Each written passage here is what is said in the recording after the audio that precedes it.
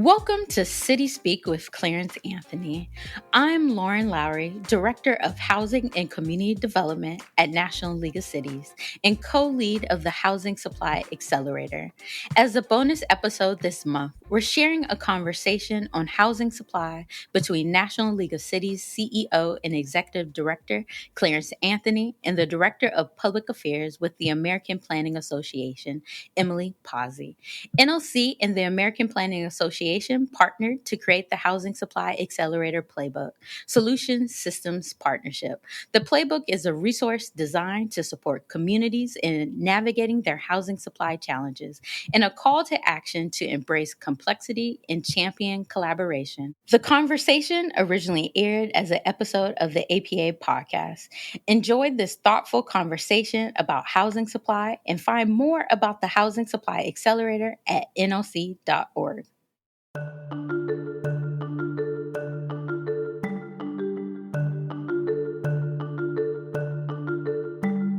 Hello, and welcome to another episode of the APA podcast. I'm your host, Emily Pasi, Director of Public Affairs at the American Planning Association. Joining me today is Clarence Anthony, CEO of the National League of Cities. Clarence and NLC are partners alongside APA on the Housing Supply Accelerator.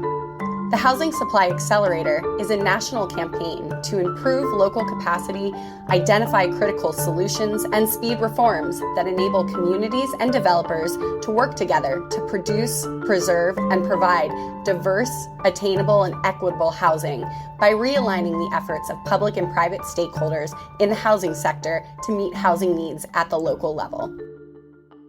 Clarence, thank you so much for joining us today. Oh, Emily, thank you all so much for inviting me to be a part of the podcast. I'm excited to talk with you and your subscribers. Let's get into it. Clarence, NLC has long engaged on the issue of housing. Tell me, why did housing, and particularly housing supply, become a priority for NLC? You know, I think that our members have always recognized that the ability to own a house or to be housed is important in their lives, in their communities, as well as in the lives of their family. We also recognize, and municipal officials recognize, that housing is one of the most important elements of building wealth. And so with those kinds of lens, they've really focused over the years on the issue of housing. But as you know, and your membership knows from the American Planning Association, the pandemic did something different. It caused something different in our eyes as it related to housing. It really provided an opportunity for us in America to sit in front of a television and watch day after day data and research and the stark economic decline that had occurred in the area of housing, especially for people of color in America. So it was the moment that we said, wow, this is something that we've been focused on for years, but it's more time now to make a stronger commitment to the issue of not just affordable housing, but quality housing, access to housing of all sorts, whether it is the purchase of a housing unit or the mere fact of renting a place in America. So I can't believe that I'm still saying this after being in public policy for all of these years, but it's still on the forefront. It's still a priority as it relates to policy issues, as the federal emergency programs like emergency rental assistance, community block grants, CDBGs, home improvement partnership programs. I can go on and on. These are essential programs to cities, and therefore they're essential programs to elected leaders And of course, there are programs that are important as it relates to housing crisis in America. And that's why it's important to the National League of Cities. And why was it important for elected officials to come together with community planners specifically to address this housing supply crisis that we're facing? What perspectives is it that planners bring to the table, bring to elected officials that position them for success on this issue? You know, I think back, and this is a throwback week, if you will, in my mind. I was in grad school at Florida Atlantic University in my planning program. And Dr. Jim Nicholas gives me a plot of land, and every planning student has experienced this, and said, we want you to develop create a development, and one that will provide housing, job opportunities, recreational opportunities. So I got a chance to create my downtown. And so I did it. And I made this presentation. And the element that he did also say that I forgot, he said, and you have to make money off of this. So it has to be, you are the developer. And so I made my presentation and he said, Mr. Anthony, where is your affordable housing? And I said, well, Dr. Nichols, you told me that we needed to make money off of the development. All of a sudden, as a planner, I found myself thinking about how to make this economically palatable. And I didn't think about the need to create a comprehensive plan that was inclusive of affordable housing. I think as planners, working with elected officials, that balance works because you got to be able to have both at the table, both that have the same vision. You go through a charrette process and you may have this great vision from your perspective as a professional planner, but I will tell you, the elected officials' principles and ideas and knowledge of what the community needs is also essential. So as we have been able to bring together all of the elected to this work that we're doing on housing supply, the Housing Accelerator Initiative that we're working together on, while also having professional planners from both the public and private sector, has been eye-opening for all of us to be able to share perspectives, to be able to design policies and recommendations that's inclusive, not just of the elected and American planners, but we've been able to bring the home builders, the national realtors, and the banking association to sit around the table and to talk about why housing supply it is and should be the top priority for America at this time. Not only housing supply, but home ownership and the availability. So I think back, I knew nothing about stacks at that time. I knew nothing about, how do you really zone property to be and deal with the density issue at that. This was my first planning class. And I don't remember if I passed or not, but I got my graduate degree. So that was all that was important. But I think the bottom line, Emily, it's essential that we have every player at the table because it's not just one person's responsibility, one industry. We got to be able to sit down and to learn about what is the banking need, what are the banking needs to be able to provide affordable housing, what are the land issues, what are the infrastructure issues that we're going to face, and then also, what about the community? What do they want to see in their community? Do they just want to see affordable housing with no intent of the visual look of it? So that's why both have to be at the table, but it has to be more than even the elected officials and the planners. it also have to be those also that historically have created barriers, and now they're ready to open the doors for you to go into your home. So I'm excited about what all of us are doing to work together. Well said. It's about bringing all of the players in that housing ecosystem together to find those common solutions and move those forward.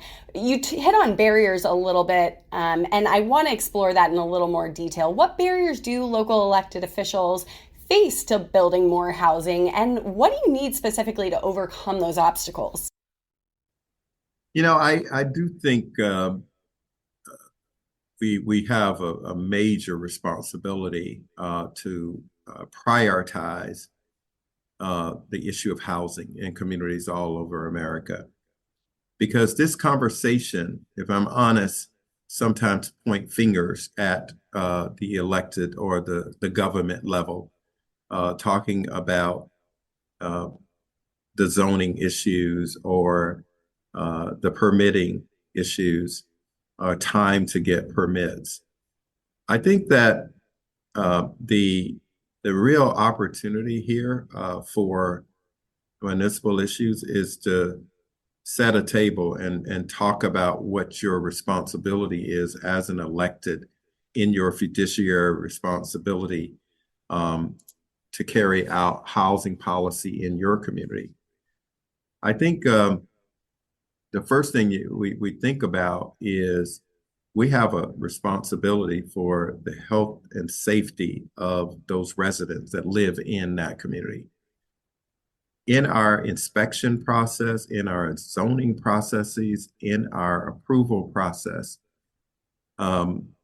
if a development or a housing home falls down and apart, the first people they're going to look at is how could that local government approve that development that is not safe?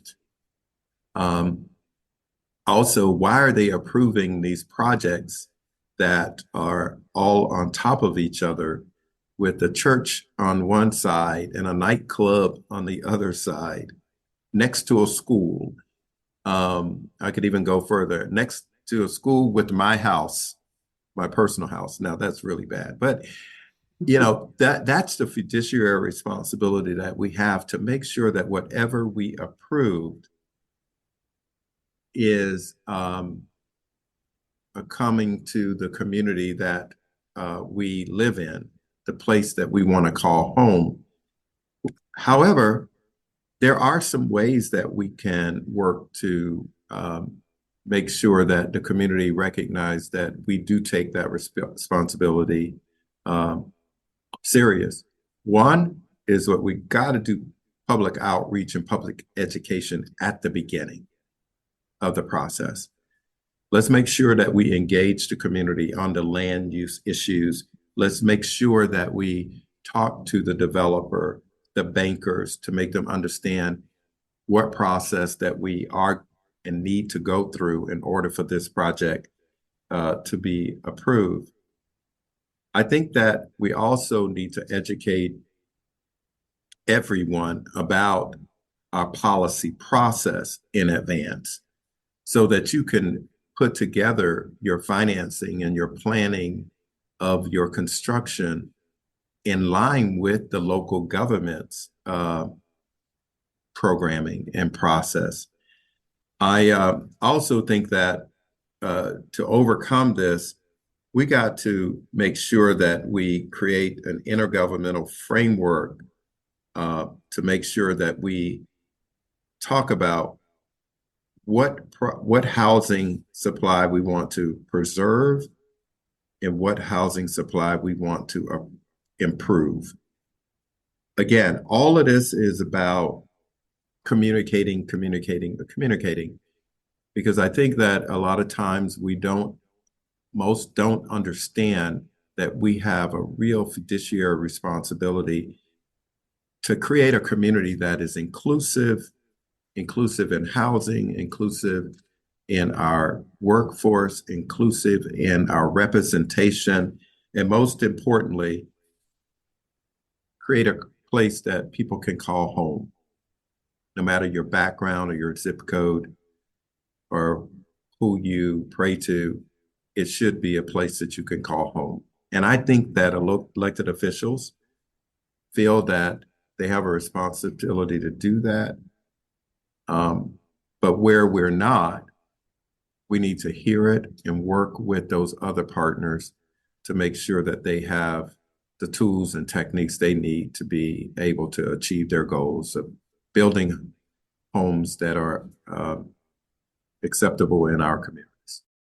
And this is really where the NLC APA Housing Supply Accelerator Partnership comes into play. You've alluded to this a little bit, Clarence, but talk really specifically about how the partnership can help to address the barriers that you just identified.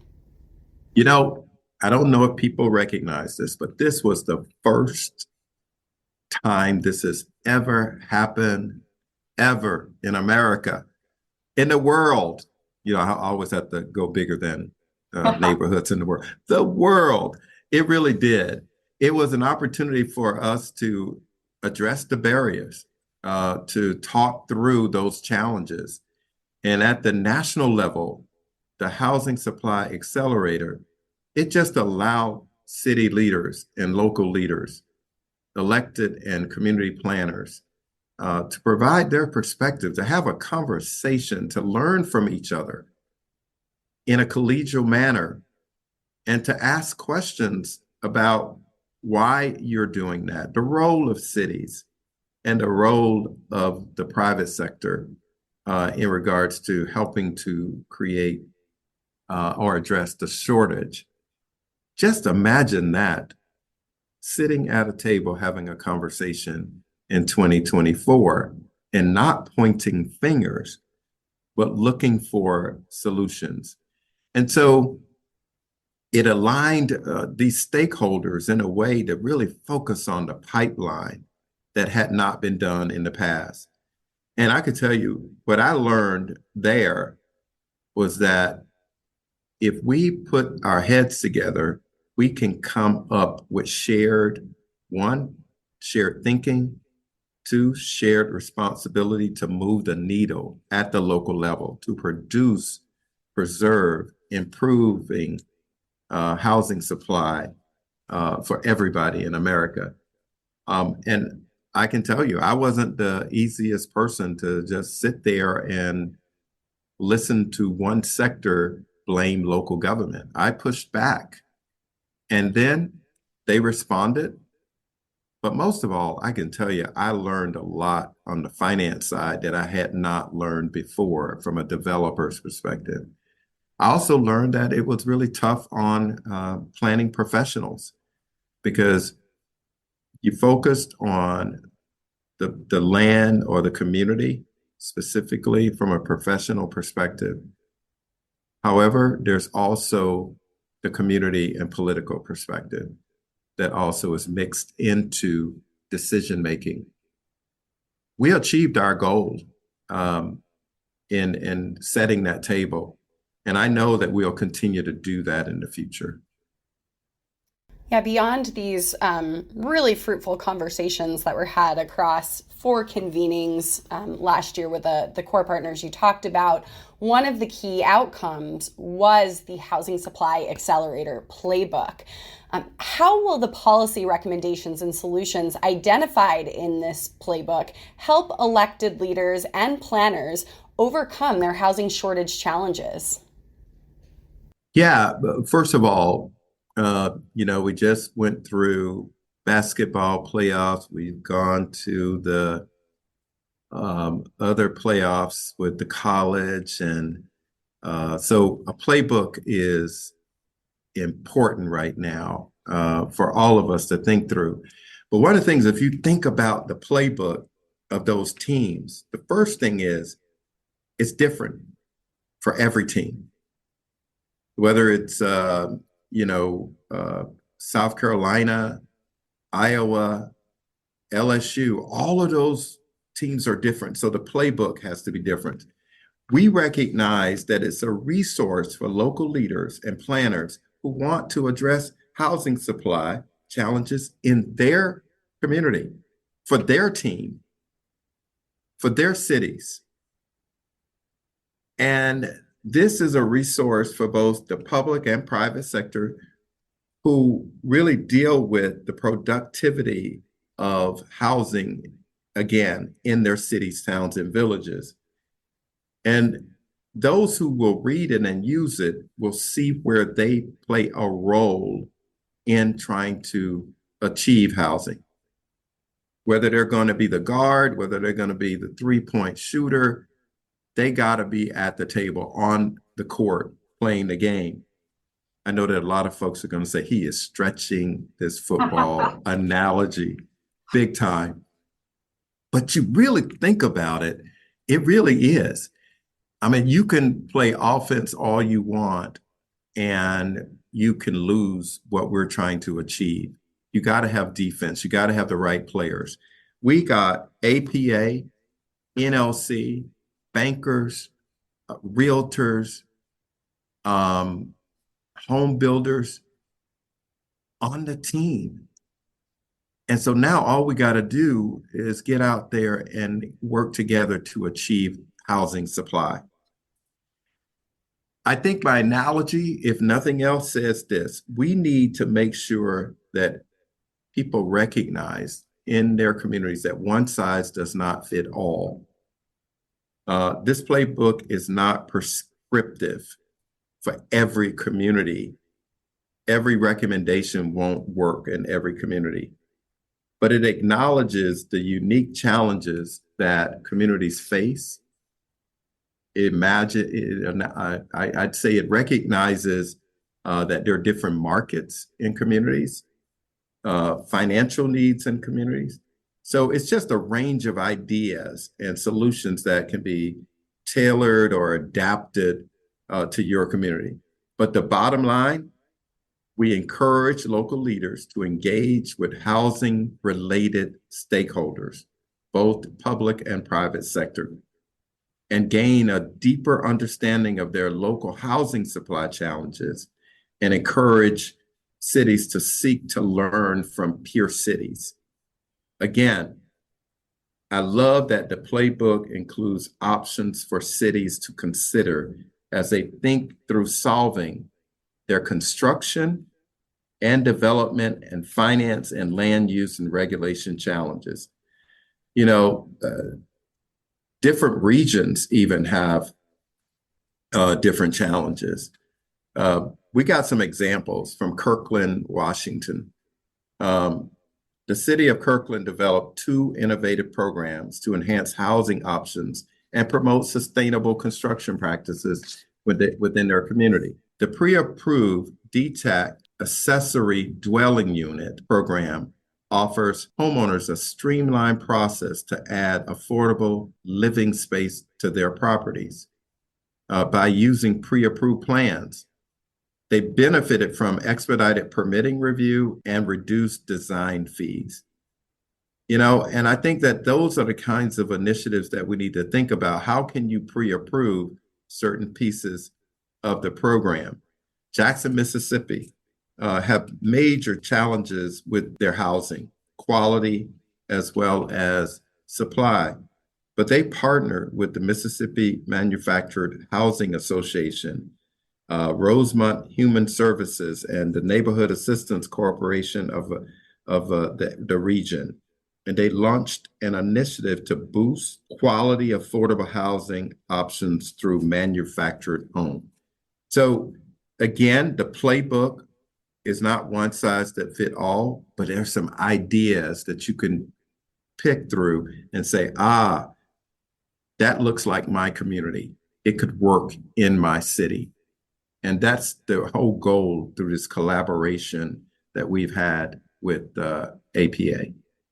Yeah, I love that word solutions that you said. The Housing Supply Accelerator Playbook is really a playbook of solutions that will help to supercharge local efforts on housing supply and meet folks where they are. So really exciting deliverable coming out of this collaborative national partnership. Speaking of partnerships and collaboration, these are two key themes that you'll notice running throughout the Housing Supply Accelerator Playbook.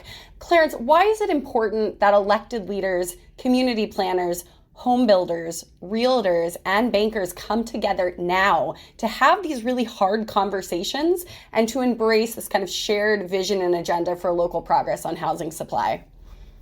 I think as we look at America and the time that we're in, we have a lot of challenges as local leaders. We have a lot of challenges um, in the banking industry, the real estate industry. Um, we should probably say, wow, why didn't we do this earlier? But sometimes the right time is now, and now is the right time to bring these partners together. I think the housing supply challenges that we see that are persisting today did not happen overnight. And not one actor was responsible for the challenges that we are seeing today. With that said, for the housing supply challenges to be addressed at the local level, there just need to be shared responsibility to solve the issues today. And we at the National League of Cities, we recognize that it will take our elected leaders, community planners, home builders, realtors, the financial institutions to take part of recognizing that in history, all of us had some responsibility to play in our housing and zoning laws, the permitting processes that we have, the banking practices that we've had, the real estate practices that we've had that have caused some of the challenges that we've had within our communities. And with that responsibility, it's that time now for us to set the table, to listen to each other, learn from one another, and have hard conversations about how we're going to work together to overcome some of the challenges that we've had in the past.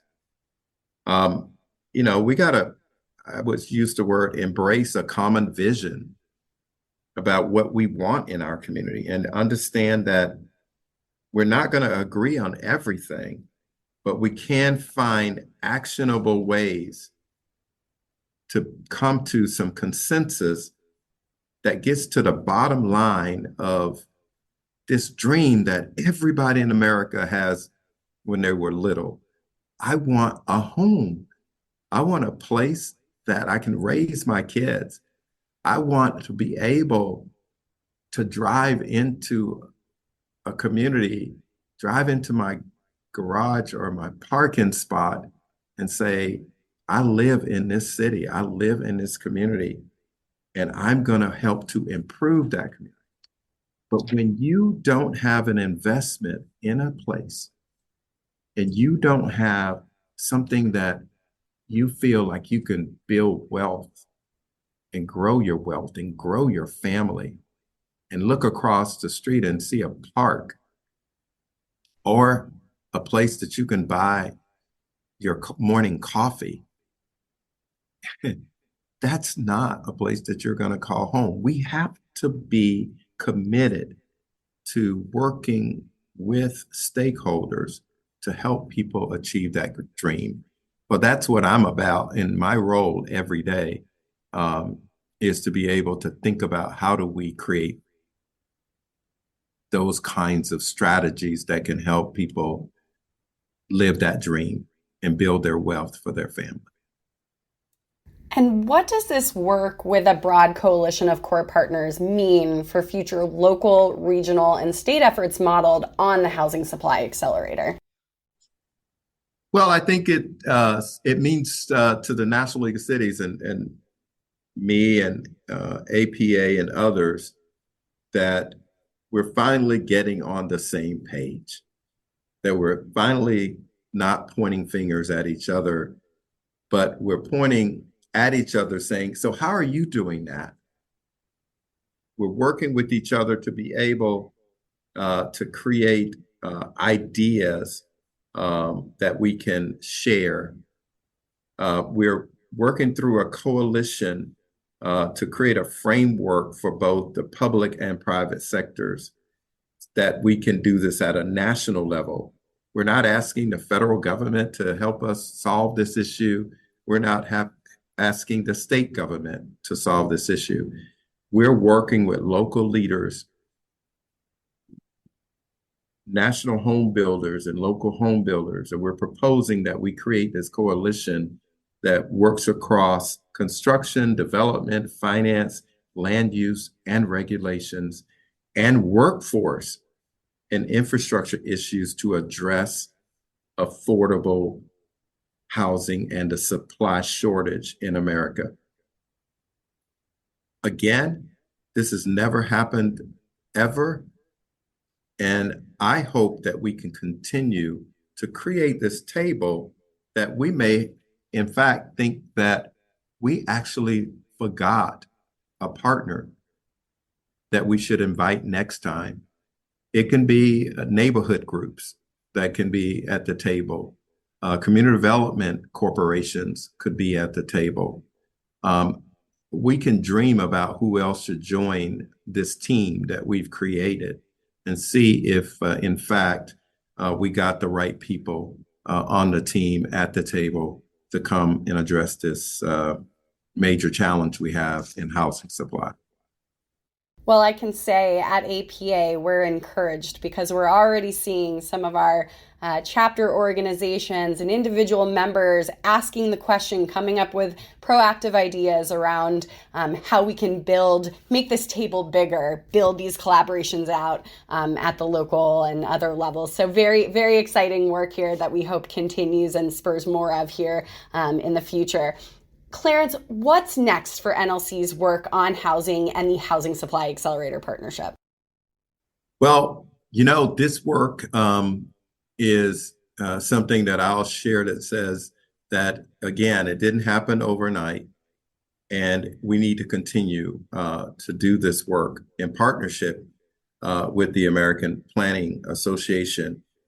And we're looking at the launch of Housing Supply 2.0, which will launch after release of the playbook that we've done thus far. Through the Housing Supply Accelerator 2.0, I look forward to our organization releasing resources that will assist our members with producing, preserving, and improving the quantity and quality of housing units. And I'm going to say again, the quality of housing units, because we can see that we may have a supply in some community, but I can tell you small and rural communities, the quality of the housing, the water systems, the pipes, the infrastructure, upgrading existing dilapidated housing should be a focus as well. So we plan to double down on our work on housing.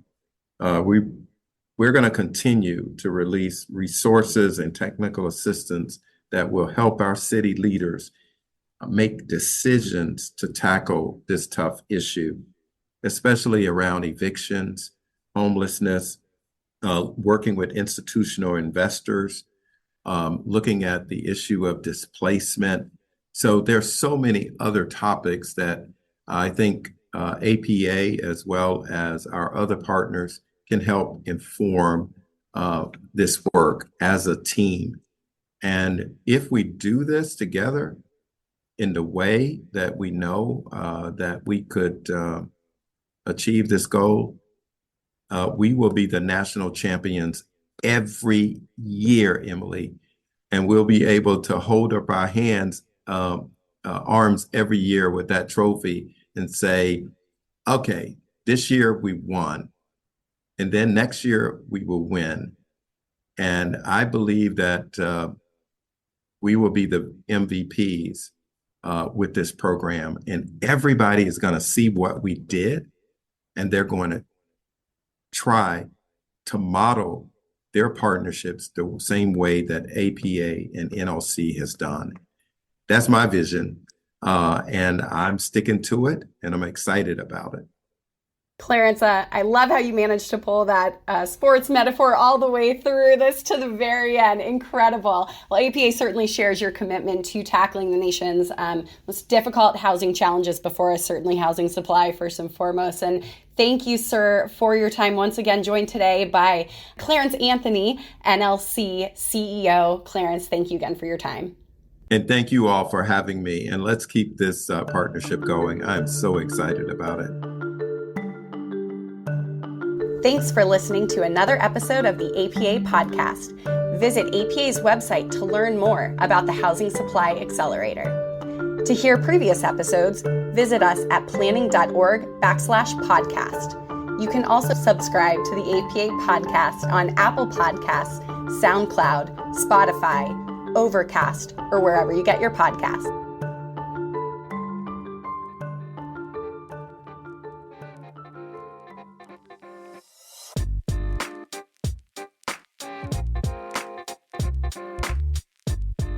Thanks for listening to City Speak with Clarence Anthony. If you like this show, let us know. Share this episode with your friends and make sure to subscribe. We're curious to hear what you think, what you want more of, and how we can improve. If you have feedback or an idea for a guest you'd like Clarence to sit down with, send us your thoughts at cityspeakpodcast@nlc.org. Join us next month for a new episode. Like and subscribe here or wherever you get your podcasts. See you next time.